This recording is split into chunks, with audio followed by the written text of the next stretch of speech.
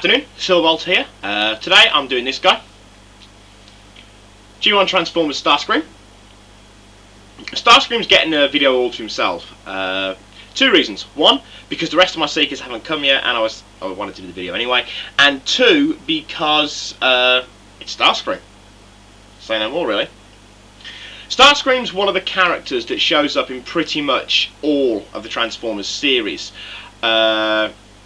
To the point where he's iconic. Almost as much as Megatron and Optimus Prime are. He's one of the most popular characters to come out of the Transformers series. Now, Starscream is the leader of the Seekers. And just a quick note on Seekers. Seekers is not actually an official Transformers term. Or at least it wasn't. It was a fan-made term, and it's most commonly used amongst nearly all the fan people, but especially amongst the G1ers. And for those who don't know who G1ers are the people that don't believe that the other series happened. You know, the 1980 series is the only one there was. Armada doesn't happen, Cybertron doesn't happen, Energon doesn't happen, Beast Wars doesn't happen. There is only the 1980s Transformers, and that's it. G1ers are the ones that are currently slamming the living hell out of Michael Bay for making the Transformers movie, and even though they haven't seen it, decided already that it's ruining their childhood. And I'm a G1 fanboy myself, and G1ers give the rest of us a bad name. I mean, it's like, for God's sake, guys and girls, you know, yeah, Transformers the 80s, it was probably the best series, at least in my opinion it was anyway, but it's still just a cartoon. It's not real. But anyway, rant over. Back up to Starscream. Character-wise, he's brilliant. He is an egotistical coward, especially in the 80s. He's not so cowardly when he has the later incarnations of him.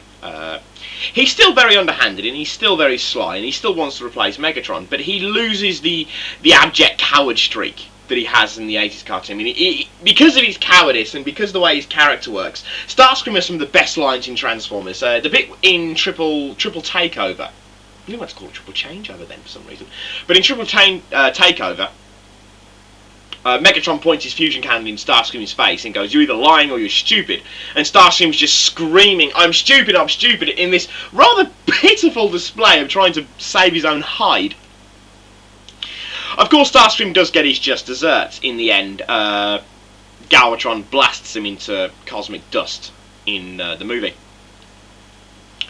Of course, though he does come back. He comes back as a ghost, and the ghost character of Starscream proved to be so popular that Hasbro actually made a toy of him. You know, it was just basically looked pretty much identical to this, apart from the fact it was see-through plastic. Spooky. But anyway, character-wise, Starscream is cowardly. He's arrogant. Even for a Decepticon, he's extremely untrustworthy. The only thing you can trust about Starscream is that he will betray you. He will betray you. As shown by the number of times that he tries to stab his own leader in the back. Starscream believes that he should be in control. He just believes he should be in control. He thinks that the war with the Autobots would have been over eons ago if he was in control and not Megatron. And to give him his fair dues, he's probably right. You know, the Autobots would have won, for the simple fact that no matter how bad at fighting they are, they would have had the intelligence just to turn Starscream's own arrogance against him. I mean, for all Megatron's ego, at least he still has the intelligence to put together a proper plan. Starscream's guile would be his own downfall in the end. But he's still such an iconic character, even for his many character flaws. In fact, it's one of the reasons why he's so loved, is because he's such an underdog. He's such an underdog, and I hate that bloody noise. I don't know why it does. I've scanned everything on my computer. I can't figure out why that noise keeps popping up. But anyway, he is such the underdog. You know, he never gets to take control, and when he does finally take control, he has it for all of 10 minutes before he's killed. You know, I mean, another one of Starscream's classic lines is in the movie. When he's chasing Spring and RC through Autobot City, and he suddenly realises that if he doesn't do something bloody quick, he's going to get caught between the transforming parts of Autobot City. So he jets back upwards, but doesn't quite make it, gets his foot caught, and actually has to shoot through his own foot in order to get out. But he is very iconic character. Very iconic character. As I said, so iconic that I felt he deserved his own video. Okay, now, on Earth there are 6 Seekers. You've got Starscream, Skywarp and Thundercracker, who are F-16 jets. And then you've got Dirge, Ramjet and Thrust. I've got all of them coming to me except for Thrust. I'll probably pick him up at another time. But Starscream, Thundercracker and Skyward are probably the nicest. Incidentally, there is a 4th F-16 jet. Very rare. And his name's Sunstorm. Now, he's not in the main cartoon. He doesn't come into it until well, he doesn't really come into it at all, actually. You see him on Cybertron. He's part of the Cybertronian Air Force that was left behind. And in recognition to the fact that these poor gits never got any recognition, a toy was made of him. And his name's Sunstorm. And this is it now. I pulled this off TFU, by the way, so thank you, TFU.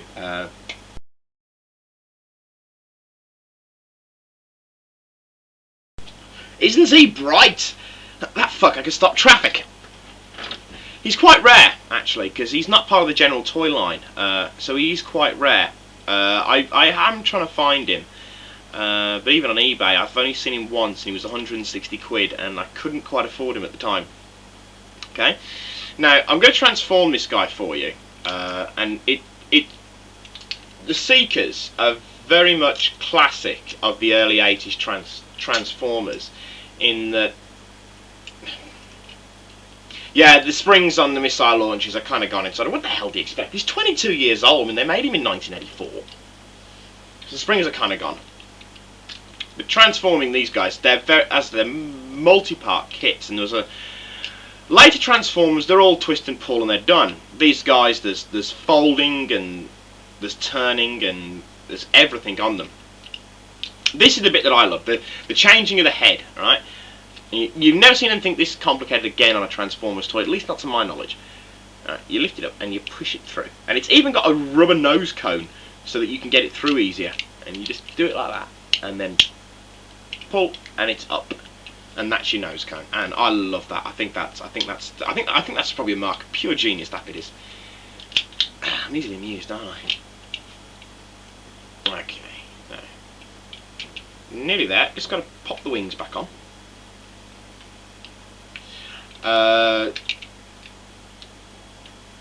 There is a range of the classics in the classics Starscream, and I want to pick one of them because I think that's a very nice. I think that's a very nice toy. And apart from the huge arm cannons he's got. I mean, you put the arms by the side in the classics one, the arm cannon reaches nearly to the floor. That's the only part of them I don't like, but they look like they're cartoon. They're 80s cartoon counterparts. As you saw from these toys and from the other Seekers, and a lot of the early 80s ones had it, apart from Prime. Their robot modes didn't look like their cartoon counterpart modes. Okay, that's him transformed into the F-16 jet that him, Skywarp and Thundercracker become. Oh, and for those who have noticed, I do actually have the landing gear. It's quite hard to find with the landing gear actually nowadays. I actually purposely decided that I wanted one with landing gear for Starscream. As the F-16 jet, he's beautiful. He is a beautiful, beautiful toy. And probably a bit more complicated than most toys would be. But he is a beautiful, beautiful toy. Okay, that's him for now. I will be back. I have managed to buy a Defensor. I sniped someone at the very end for Defensor. I was well chuffed. Someone came in at about 10 seconds to go. And I beat it because I set my maximum bid up for something like £32, no, £37. I was willing to pay up to £40 postage and packaging for Defensor. And some guy came along at the last minute and I beat him for it, and I was like, yes. I was very tempted actually to send a message to him saying, heh. Very immature, I know, but what the hell. That's Starscream done. I'll be back with Defensor. I'm still waiting on my WSTs, so they should be here by the end of the week. That's within the 15-day time frame. So I will probably be doing a video on them, and I'll probably do a video on Skywarp, Thundercracker, Ramjet and Dirge when they come. Thrust I'm not going to bother with. I'll put them up. But anyway, take care. I shall see you again soon. And until then, this is Silverbot saying sayonara, adios, auf Wiedersehen.